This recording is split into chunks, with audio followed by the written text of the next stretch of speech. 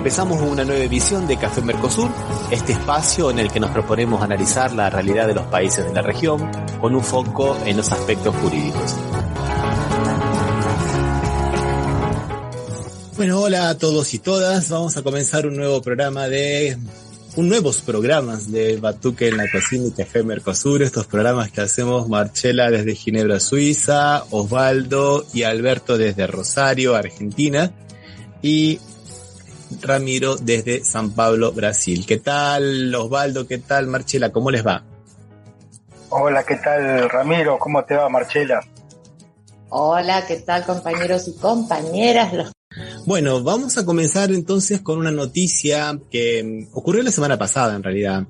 Fue aquí en Brasil.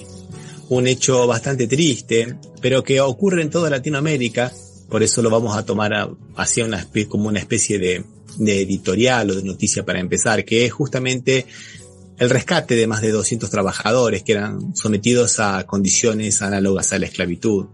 En las cosechas de uva, en las principales bodegas del sur de Brasil. Nosotros estamos hablando de las regiones más ricas de Brasil, estamos hablando de las regiones con el mayor índice humano de Brasil, y no es esperable que haya trabajo esclavo en estos lugares, pero sí las había, y estamos hablando de 3 de las principales vitivinícolas de acá de Brasil. Sí, son las principales bodegas de Brasil que producen el mejor vino espumante, ¿no? Hemos entendido.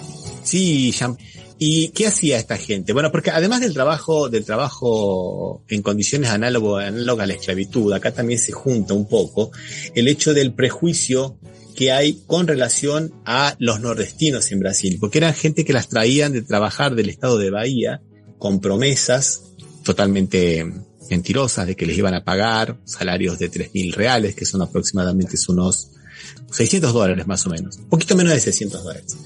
Que es un salario normal, no es nada extraordinario, no es nada, digamos, nada exorbitante, y las mantenían aquí, le daban comida a veces en estado de putrefacción, en condiciones que no podían vivir decentemente, las obligaban a que se quedaran en el lugar, no podían volverse.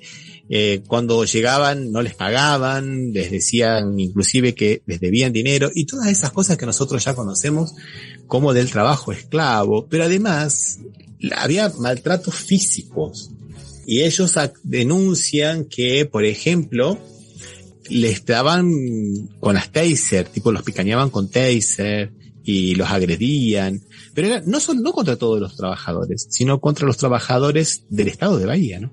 O sea que además de la esclavitud, hay una cuestión puntual de un cierto racismo hacia esta gente, un racismo por la localía o por el origen de esta gente, digamos, ¿no? O sea que es una cosa muy triste, pero como decía antes, no es algo que sea exclusivo ni de Río Grande do Sul. Acá nosotros lo vemos muy bien en la ciudad de San Pablo, con los lugares de costura donde se toma gente boliviana también en las mismas condiciones, donde viven hacinados, en casas donde pueden vivir hasta 6 personas, tienen 30 trabajadores trabajando y viviendo en la misma casa prácticamente.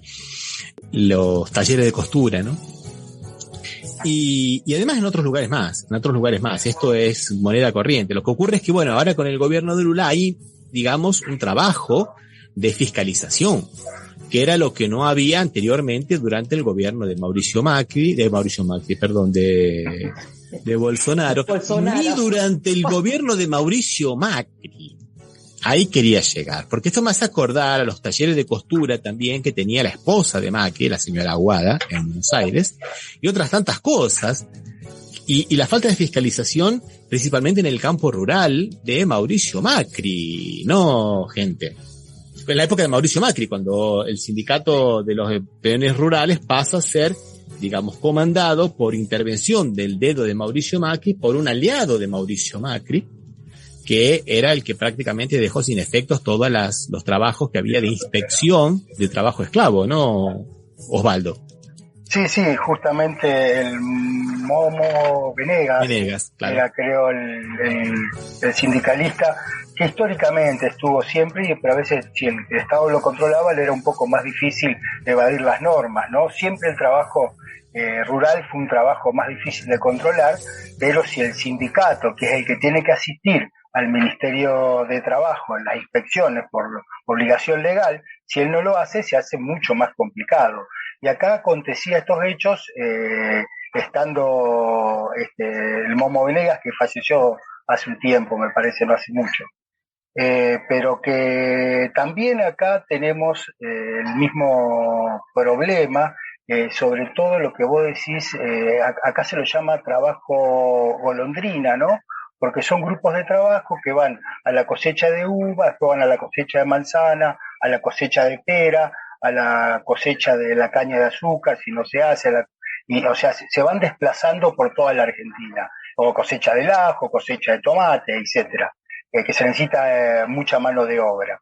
Y tienen una paga que es relativa, es baja, no es muy grande, y aparte que van con la familia, todo, por lo cual necesita mucho más control que otro tipo de tareas, ¿no? Que es lo que fallaba durante el gobierno del expresidente argentino, de Mauricio Macri, y no solo en eso, sino los talleres clandestinos, que acá florecían, sobre todo en Capital Federal, teniendo en cuenta que Capital Federal quizá es la zona más rica del país, y sin embargo ahí florecía el trabajo esclavo, o reducción por lo menos a la esclavitud, como era los talleres textiles. Y un tema que me sorprendió, Ramiro, es que cuando vos subiste la nota, encontré una explicación que suelen dar acá en la Argentina sobre cómo era el trabajo, ¿no? Que dicen, en medio del escándalo de la central patronal, Centro de Industria, Comercio y Servicios de Bento Goncalves, el programa de la producción del portugués, repudió los hechos, aunque señaló que la esclavitud tiene relación con la falta de mano de obra. ¿Por qué? Hay un amplio sector de la población con plenas condiciones productivas que pese a ello se encuentra inactiva, sobreviviendo mediante un sistema asistencialista que no tiene nada de saludable.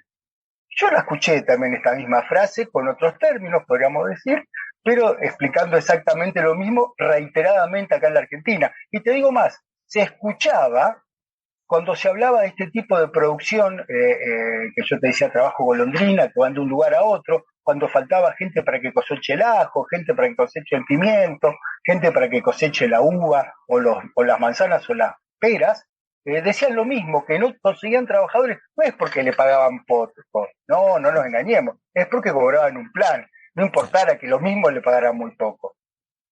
El problema son los planeros. El problema son claro. de la misma, que el sueldo hacía misérrimo, de los mismos autores de la evasión. No es el problema son los impuestos. Entonces ahí tenemos la segunda, la esclavitud no es el problema son los planeros que nos dejan mano de obra. Y con suerte dijo el patrón que tienes miel de abundancia, en cambio sufro mamayuna, mi fruta dulce es amarga.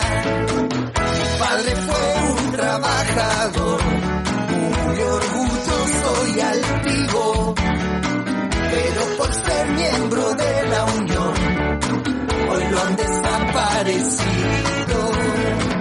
Mis hijos siempre en el hambre de buscar mejor vida, aunque tus ojos se cansen.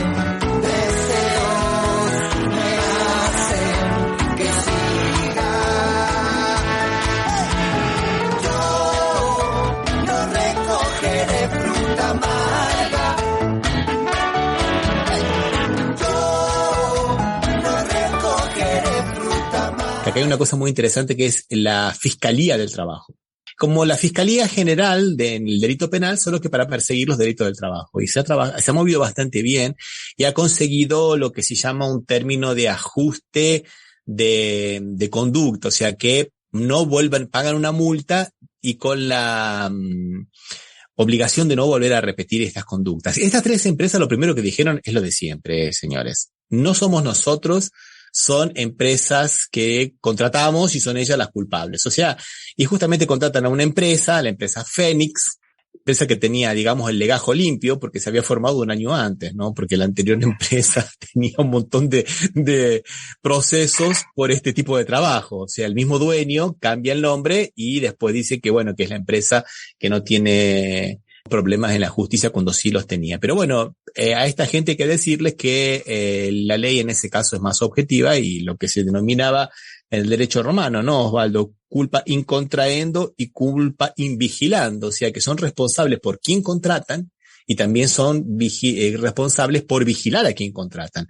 No es esta nueva forma del neoliberalismo se lava las manos con eso, ¿no? No. Justamente te quería decir eso, Ramiro y Marcela, que justamente la tercerización, que así se llama acá en la Argentina, la tercerización es uno de los caballitos de batalla del neoliberalismo, del liberalismo, y si vos lo escuchás cómo lo defienden los partidos liberales acá en la Argentina, significa eso, que vos vas reemplazando la responsabilidad, para lo cual también tenés que limitar la solidaridad entre uno y otro, que es lo que se intenta acá hacer con todas las reformas. Justamente la tercerización es uno de los causales de este tipo esta manera, diríamos, del siglo XXI de violar la ley de derecho del trabajo, a través de diluir las responsabilidades en varias manos hasta que nadie sea responsable. Esta empresa tenía un año porque seguramente el año que viene iban a contratar a otra que también tenía un año. Y el año anterior me había contratado a una que también tenía un año, porque es una manera de diluir la responsabilidad. Nunca vas a decir que lo hiciste 2 veces porque la creaste solamente con ese fin de violar la ley, ¿no? Y son tan caraduras, Osvaldo, que el dueño era el mismo del anterior, o sea, y estamos hablando de Benito González, que no es una ciudad tan grande, ¿viste? Una ciudad que debe tener 400.000 habitantes, debe ser como Santa Fe. Por más que sea una ciudad grande, todo el mundo se conoce. Y máxime en ese ramo, que es un ramo de producción donde sí, realmente todo el mundo se conoce. Aquí nos está diciendo Cristian Sale que 25 trabajadores bolivianos fueron encontrados en un taller de costura en la ciudad de la provincia de San Pablo, del estado de San Pablo, de Indayatuba, donde claro que vivían en condiciones esclavas a la esclavitud. Y la tercerización, Aurora dice que llegó con Menem. Y una cosa que yo quería destacar de esto, nuevamente, como para ir cerrando y dándole una actualización, es que esto ocurre en Bento Gonçalves, que es una zona muy rica. Es una zona de Brasil, donde supuestamente estas cosas no podrían aparecer. Y nosotros siempre estábamos acostumbrados a escuchar que en Argentina esto ocurría en los yerbatales de Misiones, ocurría tal vez posiblemente en los algodonales del Chaco y de Formosa, en lugares donde eran... En los quebrachales de Santa Fe. En los quebrachales en Santa Fe, tal vez en la caña de azúcar en Tucumán, pero esto está ocurriendo, señores, en la Pampa Húmeda, está ocurriendo en Pergamino, está ocurriendo en San Nicolás. Está ocurriendo en lugares donde no existía y a tal punto que hemos visto que en Entre Ríos, Echeverri, el que fue ministro de Mauricio Macri y que fue el presidente de la sociedad rural, tenía 2 empleados, 40 años, viviendo en una tapera. Viviendo en una tapera, no les pagaba salario, no les pagaba nada. Y era esa persona, y en Entre Ríos, ¿no? Que también es parte de la pampa más rica, ¿no? O sea, no es una cosa que haya que descuidarlo ni que pase así aisladamente ni en un caso aislado. Yo creo que hasta les diría que si no miramos bien puede ser algo sistemático. Los talleres clandestinos de textiles principalmente están en Buenos Aires y en la ciudad autónoma de Buenos Aires, en el conurbano, ¿no? En uno de los lugares que son los más ricos del país, ¿no? Con los mayores ingresos y parece que tienen más necesidad de contratar gente por debajo de En Europa también existe en las cosechas y en todo eso, generalmente en España. Por eso, por ejemplo, en la época de las frutillas, sobre todo la cosecha de las frutillas, los tomates también, todo lo que llegue de España, hacemos un poco de boicot de no comprarlo, pero eso es aquí en Suiza. Y no todo el mundo lo hace, porque mucha gente ni sabe, ve frutillas y las compra, obviamente, porque llegan las frutillas. Aquí hay cosecha, en Suiza hay mucha cosecha de frutilla, pero obviamente es mucho más tarde, por a causa del sol y todo eso, son muy ricas, pero las primeras frutillas que llegan aquí vienen de España, y el esclavaje y todo eso existe también. Hay gente que le pagan 2 mangos, que los tienen viviendo en situaciones horribles, son 10 en una piecita sin baño, con una manguera se baña, o sea que también existe en Europa. No es solo Alberto nos recuerda que no nos olvidemos del señor de la camperita amarilla, ese político que era diputado, ¿no? Diputado del PRO, que no se acuerda del nombre, pero nosotros sí nos acordamos del nombre, de Romero, ¿no? Que quería que los niños trabajasen. Y eso que está comentando Marcela también me ha hecho acordar de los campos del sur de la provincia de Buenos Aires en época de la cebolla, donde quieren que los niños trabajen en época de la escuela, porque la cebolla se cosecha en época todavía del periodo escolar. Y es muy interesante eso, como, digamos, estos discursos de un diputado van legitimando una práctica que el trabajo de niños, así como el trabajo dentro de la categoría de trabajo forzado, ¿no, Osvaldo? De la Organización Internacional de Trabajo, ¿no? O sea, trabajo de niños. Trabajo prohibido, o sea, no se puede trabajar porque por el carácter de menor de edad vos necesitas un periodo donde tenés que estudiar y no tendrías que trabajar, entiende la OIT, como también entiende la OIT desde su origen que debe existir los organismos de control, lo decía Ramiro, que hablaba que tiene la Fiscalía de Trabajo, creo que me dijiste, se llama en Brasil.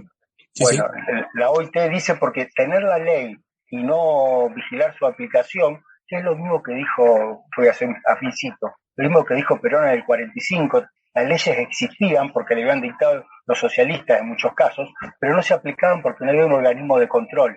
En la Secretaría de Trabajo y Previsión, que él empezó a integrar, solamente era un lugar para presentar papelitos, no tenía funciones de fiscalización, que sí tuvo en adelante después del 45, ¿no? Retrocedo un poquito para explicar que esto es necesario para que la ley se pueda aplicar. Si tenemos una buena legislación, pero no la aplicás porque no la controlás, es como no tenerla. Acá Cristian nos manda algunos números que son muy interesantes. Nos dice que en los últimos 12 años en Brasil, 1.065 inmigrantes fueron rescatados de trabajos en condiciones similares a la esclavitud en Brasil. Estamos hablando de números muy, pero muy grandes.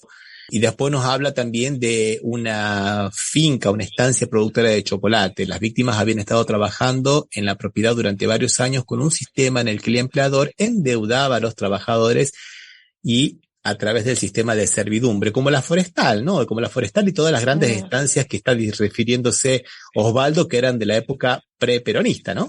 Sí, de hecho invito al que pueda, que lo pueda ver en las redes, la película Quebracho, Ricardo Willicher, que es del 74, donde van a ver esto. La pueden encontrar en YouTube si la buscan y van a ver cómo era el régimen en esa época, otro avisito pre-peronista, ¿no?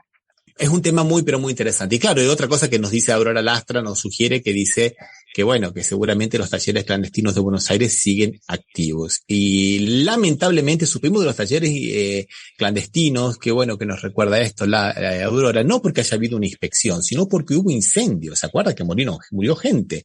Por eso, porque en la ciudad de Buenos Aires es un cono de desinformación absoluta. Hay una protección tan grande del Poder Judicial con relación a lo que ocurre en la ciudad, en esos 192 kilómetros cuadrados, que parece que es un país aparte, ¿no?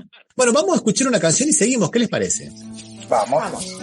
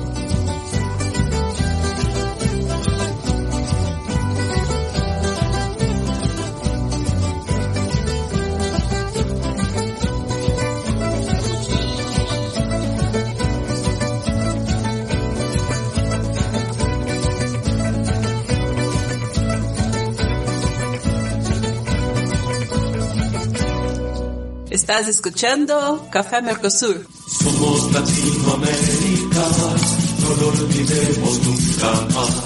Somos Latinoamérica, no lo olvidemos nunca más. Somos Latinoamérica. Y vamos a hablar un poco ahora de lo que está ocurriendo en Perú. Yo veo que hace 3 meses que el pueblo peruano está en las calles. Hubo represión tan grande que han ocurrido más de 60 muertes. Y seguimos con el lawfare, digamos, a todo trapo, porque tenemos esta semana 2 noticias. Por un lado, la prisión preventiva de Pedro Castillo por 36 meses, le han decretado la... Y por otro lado, Dina Boluarte, la presidenta de turno, que medio que la autoproclamada, digamos, porque no fue tan grave como lo del caso de la colega boliviana Áñez, ¿no? Pero fue más o menos eso, estoy aquí.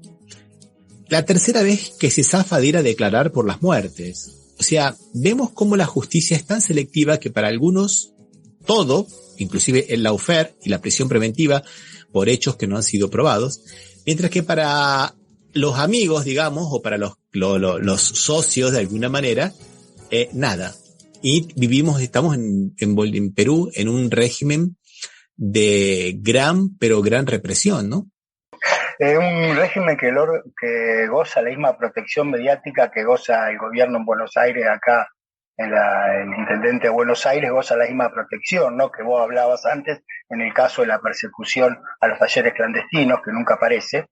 El régimen de Perú, porque acá la noticia de lo que está pasando en Perú es un tema marginal. Y en otros países parecería que alguna muerte es mucho más notoria y se va a difundir mucho más que estas 60 y es esta movilización del pueblo peruano desde la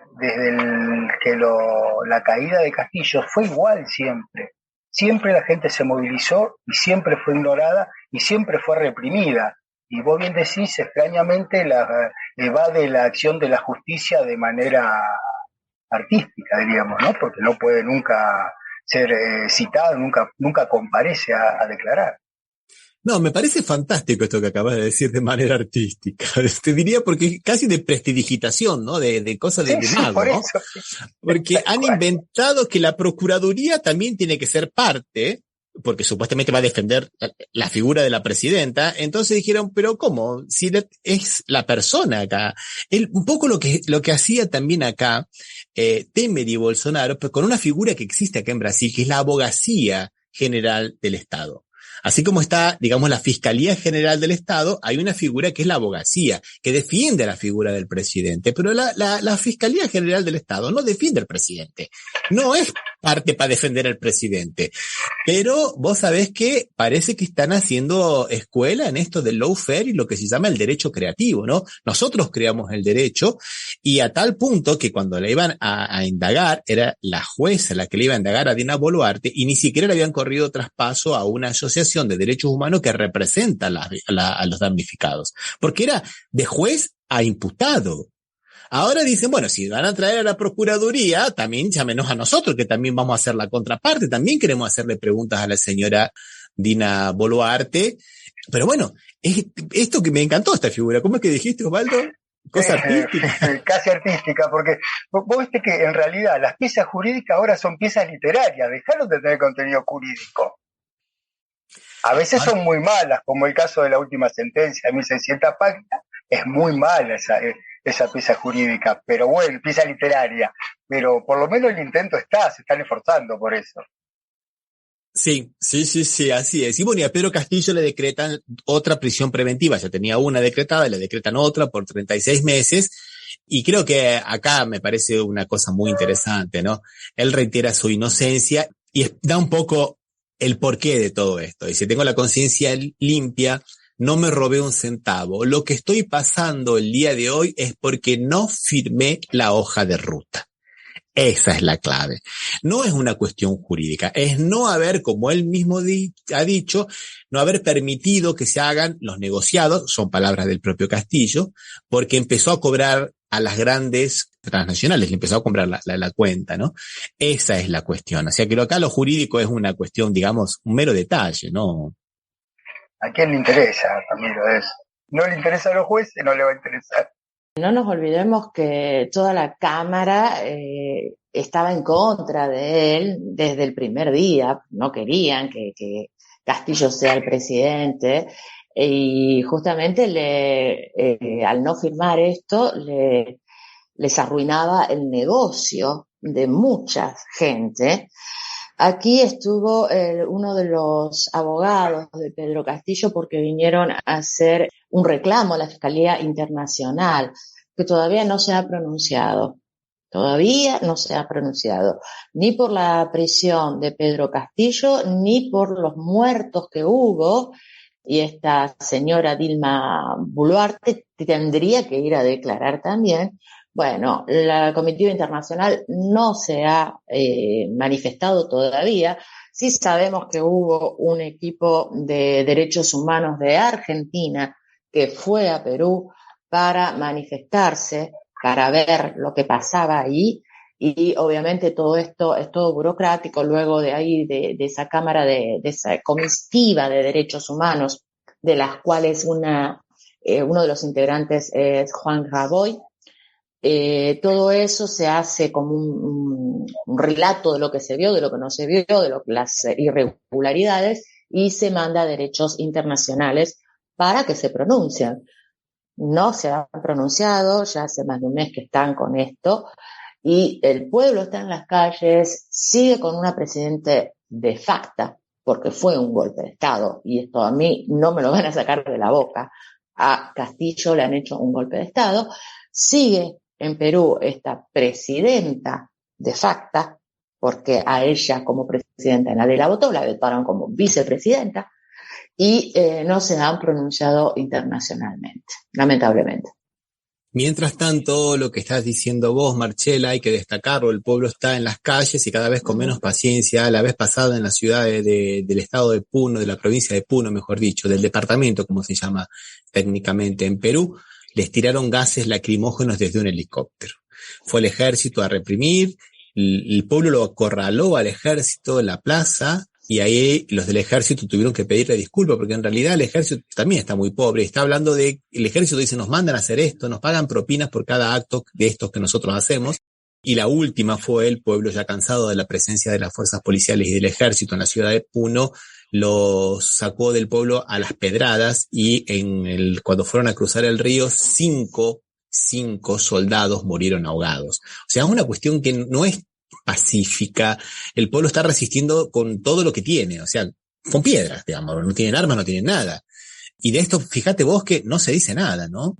Lamentablemente es así con las cuestiones aquí en Latinoamérica, porque por un lado yo pensaba así, ¿no? Lo de Georgia tanto se habla porque perjudica, digamos, a un enemigo, el enemigo que en este momento es Putin, ¿no? Entonces, el enemigo de mi enemigo es, digamos, mi amigo. Entonces, pero ahora en este caso que justamente va en contra de algunos negociados, de algunas multinacionales, no decimos absolutamente nada, aunque la situación sea mucho, pero mucho peor. Y como dice Aurora Lastra, el pueblo resiste como puede, porque las escenas que yo veo, lo he visto en videos de represiones, principalmente contra las mujeres de pollera, nuevamente. Lo mismo que ocurrió en Bolivia, está ocurriendo ahora en Perú. Se las agarran contra las mujeres de pollera, es impresionante. Ya algunos miembros de las fuerzas del orden han sido apartados justamente porque han estado, digamos, grabados en evidencia de haber disparado a la cara con balas de goma, de haber reprimido sin necesidad y de haber cometido algunos actos realmente deplorables. Pero bueno, no quería dejar pasar esto de... Bueno, vamos a escuchar una canción y vamos a volver a hablar de Cristina. ¿Qué les parece? Que es la otra gran causa del lawfare en Latinoamérica y en el mundo. Vamos a escuchar Rezo por Vos, de Música para Volar, que es un cover de Charly García.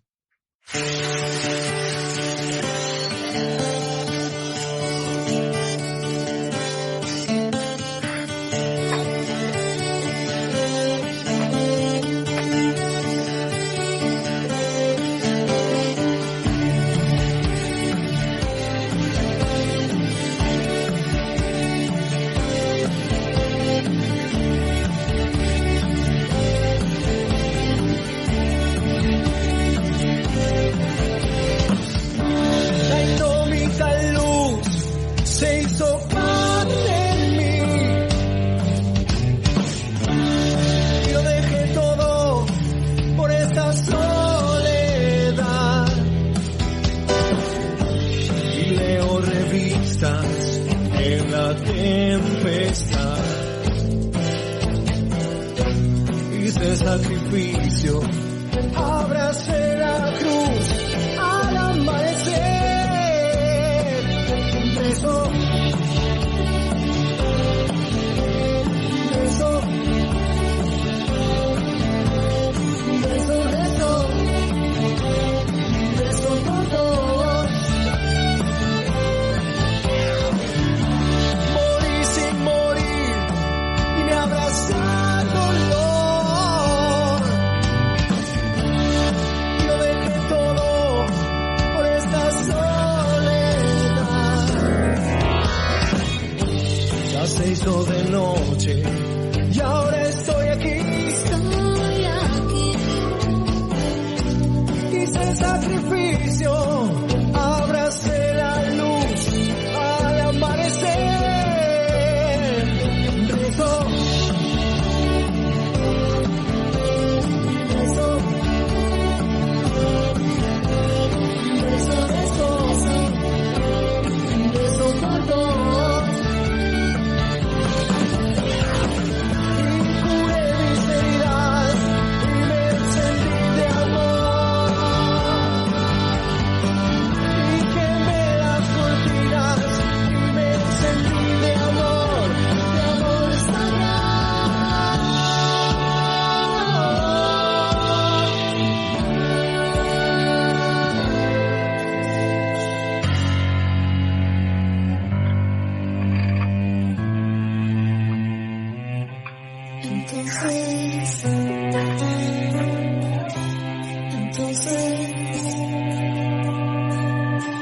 Entonces beso, beso por vos. Beso, beso, beso por vos. Y curé mis heridas y me encendí de amor. Y quemé las cortinas y me encendí de amor sagrado. Estaba en llamas cuando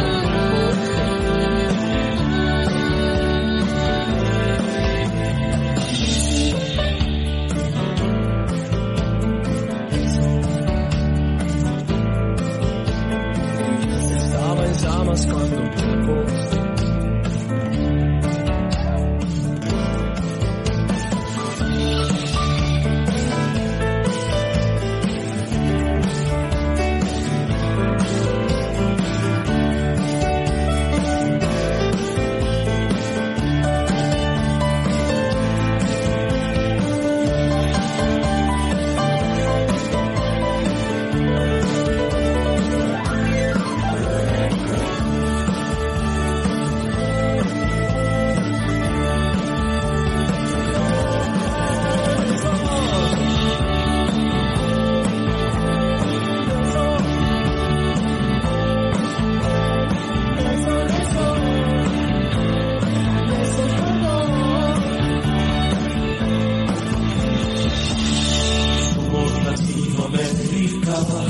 no lo olvidemos nunca más.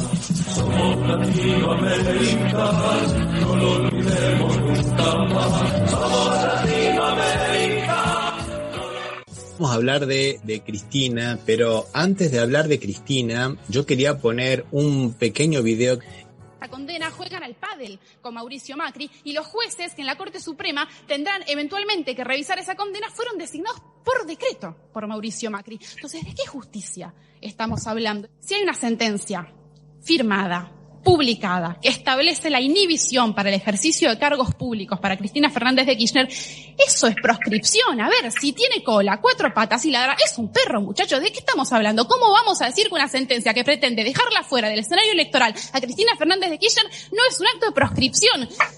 Miren, muchachos, Yo también cursé procesal penal en la facultad, pero esto no es un examen en la facultad de Derecho donde encima dan clases tipo como Ercolini. Acá, en el examen en la facultad, a mí no me hablaban ni de las campañas mediáticas, ni de la persecución judicial, ni de las cloacas de la democracia que son los servicios de inteligencia, ni de los partidos políticos alineados con los intereses extranjeros y de los propios grupos hegemónicos. Entonces, por favor, esto no es un examen de Derecho en la Facultad de Derecho de la UBA. Démonos cuenta que acá hay un entramado muchísimo más profundo y que no vamos a esperar a que ratifiquen unas... ¿O qué hacemos? ¿Nos quedamos quietos hasta que salga la sentencia firme, la segunda y la tercera?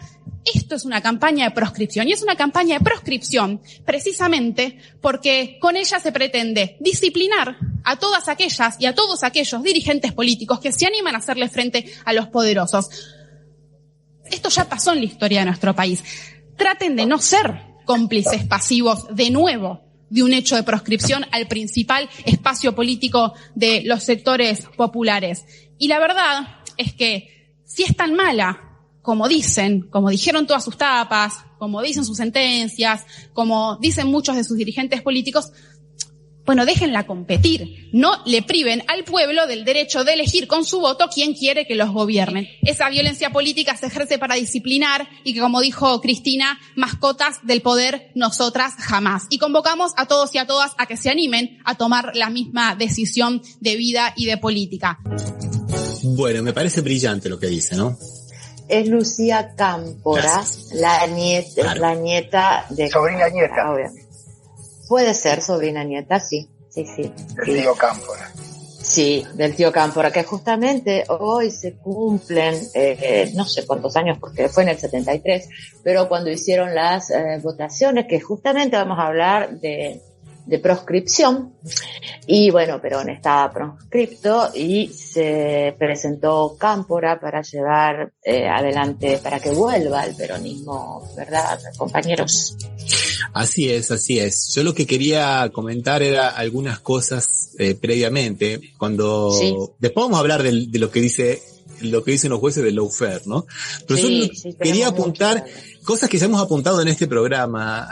Disculpen que nos repitamos, ¿no? Lo que pasa es que tantas veces hemos hablado del lawfare, pero es tan actual, digamos, de algunas coincidencias entre el caso de Lula da Silva, la condena a Lula da Silva, con el caso de Cristina. Lo primero, digamos, acá en Brasil se ha hablado de un creacionismo jurídico. O sea, ¿qué es esto? Los jueces crean el derecho. O sea, viste, salimos de la época del positivismo jurídico, en que los cuales los jueces eran la boca de la ley, que nada más que tenían que decir lo que estaba en la ley, es decir, bueno, no podemos limitar la sapiencia de los jueces, tenemos que darle un poco más de libertad, ¿viste?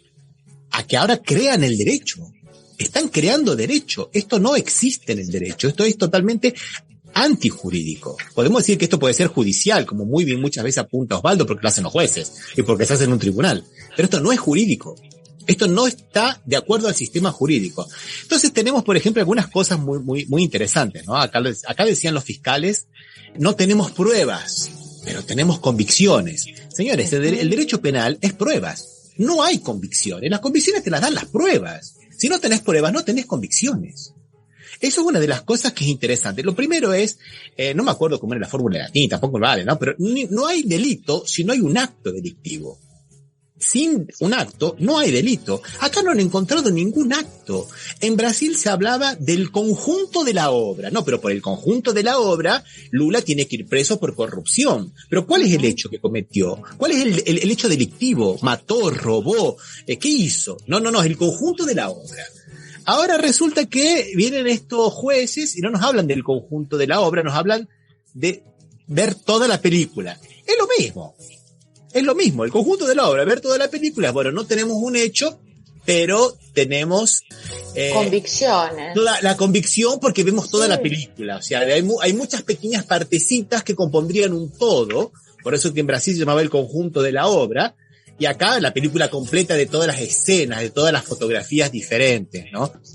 Sinceramente, esto no existe en el derecho. Están creando un derecho nuevo. Es el derecho del lawfare. Están creando un derecho nuevo. Y después, claro, lógicamente, otra cosa que como muy bien decía esta chica Cámpora, esta diputada, de una forma brillante, esto tiene un timing político impresionante. No se hace en cualquier momento, se hace en un momento previo a una campaña electoral. En el 2014 sirvió para que Lula que estaba primero en las encuestas, no pudiera presentarse a las elecciones y ganar a Bolsonaro, y ahora porque quieren que Cristina no se presente, o por lo menos se presente de una forma con su historia mancillada, manchada. Es eso, o sea, vamos a ser sinceros. Después, ahora vamos a analizar lo que dice la sentencia y todo eso, pero me parece que es esta la cuestión, ¿no, compañeros? Sí, a mí me parece brillante Lucía Cámpora. Ahora los dejo porque ustedes van a hablar más de temas de abogados. Y yo doy solo mis opiniones de ingeniera, así que últimamente prefiero la opinión ingeniero, sí, de matemático, ingeniero, cualquier uno que tenga un poco de racionalidad. Sí, perdón. Claro. No, totalmente. Bueno, a ver, hay muchas cosas. Primero, quiero decir que Lucía Cámpora no es la primera vez que se manifiesta en algo así brillante. Tiene esencia en su sangre. Y lo que está diciendo es justamente como una estudiante de abogacía, ella de derecho. O sea que ella lo ve y lo dice públicamente. Por otro lado, quería decir que son 50 años de la vuelta de Perón, de que hoy lo hizo volver Cámpora, ¿verdad? Su tío abuelo de Lucía. Aurora nos dice, es bueno hacer la diferencia entre jurídico y judicial. Y ¿se acuerdan cuando inocente hasta que se demuestre lo contrario se cambió para culpable hasta que se demuestre lo contrario? Totalmente. Bueno, eso que dice Aurora no es una cosa menor, porque el lawfare lo que hace es cambiar las leyes del proceso penal en este caso, pero también las leyes penales. El principio de inocencia se invierte. Inclusive al punto que después, es que interesante esto, al punto que después se llega a la teoría absurda del poder residual. Entonces las personas tienen que ir presas si mantienen algún poder residual, como lo hicieron por ejemplo a Lula y como quieren hacer a Cristina, porque supuestamente, que hicieron con Julio De Vido y con tantos otros compañeros, ¿no? O sea que la idea sería que son, por tener poder, no le regirían las mismas garantías del proceso penal. Sí, muy bueno lo que dice Aurora, sí. Habíamos estado con este tema, viendo un poco el tema de la sentencia esta, ¿no? Que dieron los fundamentos, en realidad la sentencia ya fue dictada, ahora se dan los fundamentos. Y los fundamentos, lo único que hace para mí no es demostrar la carencia de pruebas que tiene la resolución que llevan adelante. Contradice todos los principios básicos del derecho la sentencia. O sea, vos necesitas prueba directa y absoluta del tema. Y acá hace lo que vos decías, Ramiro, bueno, lo llama como prueba indiciaria, en realidad como indicio, que es lo que causa que los jueces fallen de determinada manera, pero utiliza la prueba indiciaria como prueba principal absoluta, y en realidad la prueba indiciaria no es principal, ni siquiera es un medio de prueba la prueba indiciaria, es un objeto de prueba. O sea, subvierten todos los valores que establece, y te digo la verdad, en un poder judicial que tendiera a la justicia, yo hubiese preferido, si me toca una sentencia, que me dicten este papelón que hicieron, que al carecer de prueba no lo puede mantener nadie. Aquí nosotros hemos colocado una imagen de esta semana que ha sacado el profe Romero, que me pareció muy interesante, de la sentencia, ¿no? Que dice que según la sentencia será imposible saber a ciencia cierta el porcentaje exacto de pagos anticipados, o sea que no hay forma de saber cuánto habrá recibido, o sea que no se sabe si recibió. En relación al resto de los contratistas, pero no cabe ningún tipo de dudas. No caben dudas, o sea que hay convicciones. Y es lo mismo que decían los fiscales acá de la Lavallato. No tenemos pruebas, pero tenemos convicciones. Y esto tiene que ver también con otra cosa que decía Aurora, pero muy bien, que es un principio básico del derecho y de la Constitución, que el estado del hombre es la libertad. Y en el caso de que haya dudas acerca de su culpabilidad, tiene que estar libre. Hay que absolverlo. En el caso de duda no se condena. Es por eso que digo, subvierten todo lo que es el derecho penal, inclusive el derecho constitucional. Es una cosa realmente de locos. O sea, no solamente están creando derecho penal, sino están creando derecho constitucional inclusive.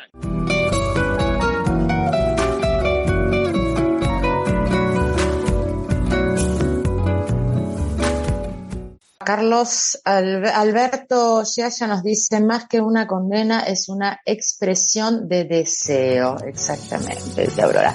Obviamente hay tanto odio, tanta bronca. El otro día justamente Gustavo Carbonell hacía algunas hipótesis, ¿no? Con respecto a la condena a Cristina. Se presenta y la condena se presenta y, bueno, ya no me acuerdo de todas, ¿no? Porque había como 4 hipótesis. Tiene foros, si sale electa, y entonces le hacen juicio porque es presidenta, pero tiene una causa abierta. Había como muchas cosas como que la tienen tan encercada, este poder judicial, este partido judicial, porque ya no es ni poder. Sí. Que ya ella misma dice que la sentencia, lo dice desde el principio, que la sentencia ya está dictada hace mucho tiempo. Justamente como fue con Lula, ¿verdad? Aunque sea un día, Cristina lamentablemente va a ir presa para manchar toda su imagen. Porque lo que le queda a la gente, obviamente, es eso, ¿no? De Cristina en la cárcel. Sí, aparte me parece muy interesante lo que ha dicho Cristina, de que ha dicho que no se quiere presentar justamente para que no pase un poco lo que ha ocurrido en Brasil, de que realmente Lula confió en la legalidad, confió en la institucional y de pronto no fue. Digamos, el lawfare es eso, el lawfare es eso. Señora de ojos vendados, que estás en los tribunales, sin ver a los abogados, baja de tus pedestales,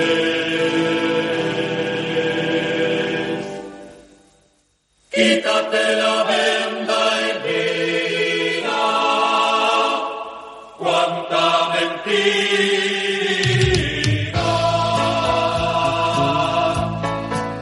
Realmente una sentencia en sus fundamentos espantosa, ¿no? La misma sentencia reconoce que no tiene fundamentos y que tiene que recurrir a prueba indiciaria, a indicios. Y si la prueba producida contradice los indicios, se queda con los indicios. Como pasa que hay una testimonial que la dejan de lado, que es de Pastor Romero, creo que era perito de vialidad o uno de los técnicos de vialidad, que dice que por su posición corporal no es válido lo que él declara. Porque sí, declara con su expresión de cuerpo. Claro, es notoriamente, o sea, que está nervioso. ¿Y cómo va a estar declarando una persona que nunca estuvo en la justicia, declarando una cuestión por millones de dólares, por más que sea, que la verdad va a decir, pero va a decir probablemente que va a estar nervioso? ¿Quién no estaría nervioso en esa situación? Cuando lo toman las cámaras, todos los medios diciendo cualquier cosa, o sea, indudablemente debe estar nervioso. Y por esa razón dice que la prueba no es válida, porque contradice lo que decía el Iguacel, creo que se llama el sujeto que era interventor de vialidad. Iguacel, sí. Javier Iguacel. Sí, Javier Iguacel. Claro, un peritaje bastante trucho, ¿no? Digamos. No, que después hacen 3 pericias y como las pericias dicen que no lo convencen, hace una nueva pericia el mismo tribunal. Claro. Se ve que tiene los conocimientos de ingeniería que tiene Marchela para hacerla, que no son abogados, así que... Yo la verdad que no podría hacer una pericia ni siquiera de un terreno de 5x5. No, pero eso, o sea, descarta las cuestiones técnicas y ellos mismos hacen un cálculo, como yo me pongo con un lapicito y voy a hacer la planilla yo, y le meto números para que me dé lo que yo quiero. O sea, y todo esto, ¿cómo termina? La prueba indiciaria no puede ser nunca solamente la única prueba, porque no es absoluta. Y si no es absoluta, ¿qué quiere decir? Que no resiste la duda. Claro. Entonces, un viejo principio del derecho romano, Ramiro, ¿cuál era en cuanto a la...? No, ya lo comentábamos recién, el indubio pro reo, ¿no? En el caso de duda, a favor del imputado, siempre. Claro, pero el Estado es la libertad. La Constitución claro. Nos garantiza la libertad. Todo lo que vaya en contra de la libertad es interpretación restrictiva. por eso te digo, realmente, o sea, decime si uno sabría que hay un poder judicial que es que está por la justicia, ¿te gustaría tener una sentencia así? Porque la van a dar vuelta, indudablemente. Esperemos que sí. Lo que yo te digo, la verdad, yo no la he leído. No, yo digo que 600 páginas. Que y la verdad que le he mirado un poquito así a vuelo de pájaro, he visto algunas cosas. La redacción lo primero que me llamó la atención, Osvaldo, fue la redacción de esta sentencia, de que la hacen en un tono, viste, parece un artículo periodístico, lo lee cualquiera, viste, que siempre se critica al derecho de que habla técnico. Claro, el juridiqués que le dicen, ¿no? Un lenguaje propio, críptico, que solo entienden los abogados. Entonces, que habría que inclusive hay muchos trabajos al respecto para que el derecho tenga un lenguaje que sea accesible justamente a los administrados del derecho, que son los principales interesados, ¿no? No solamente los jueces y los abogados y los fiscales. Bueno, y esto está de una forma muy, pero muy linda, escrita, viste, muy suave, se puede leer, se lee como una especie, como una novelita. Critican mucho el rol de Cristina Kirchner, dicen que Cristina Kirchner ha querido usar las redes sociales para hacer proselitismo, y bueno, ellos están haciendo eso con la sentencia, por eso lo escriben, y yo creo que se han esmerado mucho más, acá una impresión mía, a ver qué te parece, Osvaldo, y Marcela también, de que se han preocupado más en ser coherentes, en destruir el concepto de lawfare, que en probar la culpabilidad de Cristina. Porque cuando se refieren a lawfare, viste, ahí sí ponen argumentos, ahí ponen, viste, esgrimen algunas teorías, algunas son del sentido común, ¿no? Como que cuando se pone una palabra en inglés para que sea más linda y para que sea más bonita, viste, sí, que también es verdad, sabemos que por algo la gente pone en inglés y por ejemplo, parece que esas cosas son más lindas, viste, decirlo en inglés, o en lugar de decir, qué sé yo, servicio de comidas o servicio ¿cómo es que le dicen ahora en Argentina? Catering. Sí. O viendo tercería underwriting, dicen ahora, no dicen más tercería. A la miércoles. Claro, no, tercería ya es viejo, no se usa más la palabra. No, Ramiro, y también otra cosa, y Marcela, porque eso por ahí, vos podés ser más lógica que nosotros. Creo que no adjetivan tanto tampoco cuando hablan del lawfare como cuando están hablando de la causa principal, que aparte usan una adjetivación exagerada. Pero a ustedes, ¿por qué les parece que hacen eso? Ellos no son ningunos bobitos.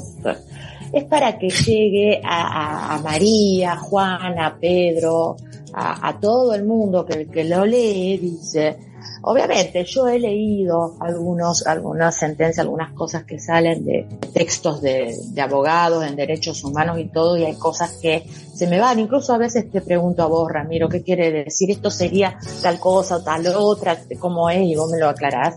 Pero acá es para que el que esté leyendo, cualquier uno, se interese más a eso y lo mastique así como ellos lo quieren. Mastique, trague y mastique, dice Shakira. Pero tiene razón, ¿viste? No, lo están poniendo en la boquita así, mire, es esto. Consuma esto, diga esto. Me parece que han sido muy hábiles en ese sentido. Ahora, obviamente, a nivel profesional, muy, muy poco, Osvaldo, como vos lo estás diciendo. Parte yo calculo que también lo están haciendo porque el nivel de los periodistas de la oposición también está tampoco un nivel tan bajito, ¿viste? Que entonces se lo tienen que dar masticadito porque ellos lo puedan repetir, ¿no? Porque sinceramente, periodistas que hayan seguido este caso en Argentina, nada más podemos hablar de 3, nada más, de Espósito, de Irina Hauser y de Coleman, nada más. Los únicos que han seguido esta causa por 3 años. El resto toca de oído, habla y, como dice Marcela, adjetivan, ¿no? Adjetivan. O sea, tanta razón tienen ustedes dos que si ustedes miran las tapas de los dos medios que más venden en la Argentina, utilizan 2 partes distintas de la sentencia, pero en los 2 títulos utilizan 2 adjetivos. Claro. O sea, distintos, pero que buscan lo mismo. O sea, tiraron tanto adjetivo que permitió hacer 2 tapas distintas diciendo lo mismo.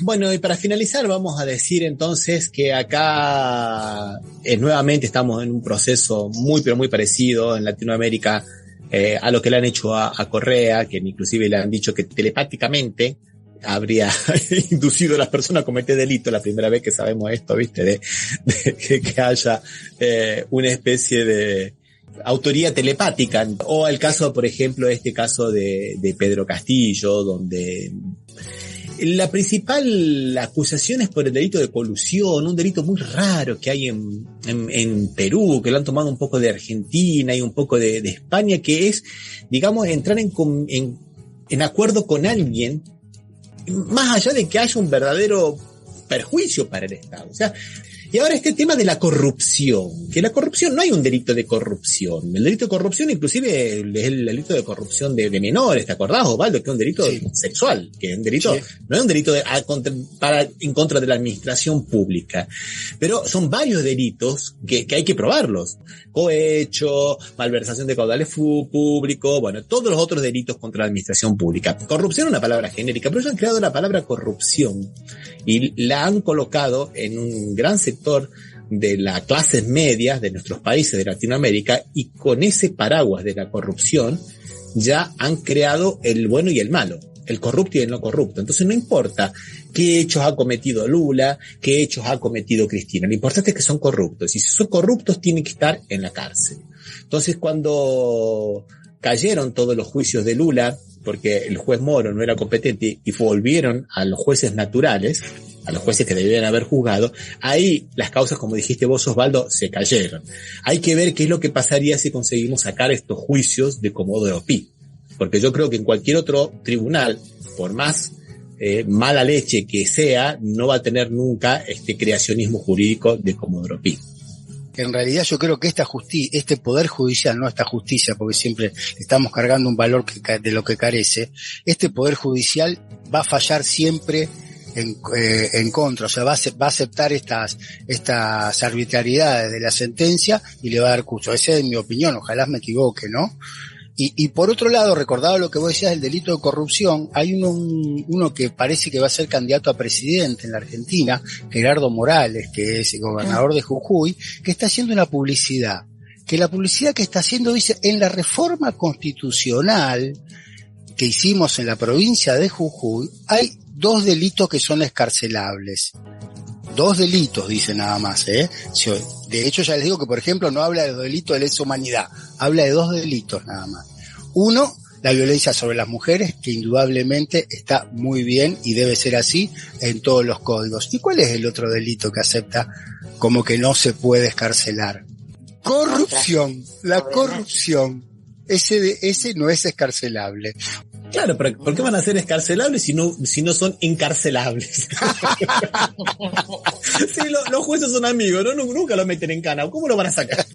Lo que quería decir, bueno, que ayer habló Cristina y estallaron las redes, ¿no? Con respecto a Gerardo Morales, bueno, una de las causas que estamos siguiendo desde la Red Internacional por la Libertad de Milagros Sala es tratar de ver si podemos hacerlo a nivel de la Cruz Roja Internacional para poder trasladar a Milagros Salas a Buenos Aires, porque en Jujuy no la quieren intervenir quirúrgicamente. Ahora bien, si la compañera se muere de trombosis, ¿lo vamos a juzgar a Morales porque es por culpa de él? Vamos a tratar de ver qué podemos conseguir. Estamos luchando, trabajando con compañeros de aquí también que trabajan en la Cruz Roja Internacional aquí en Ginebra. Así es, toda la solidaridad con la compañera Milagros Sala. Bueno, un abrazo a todos. Hasta la próxima. Abrazos a todos y todas.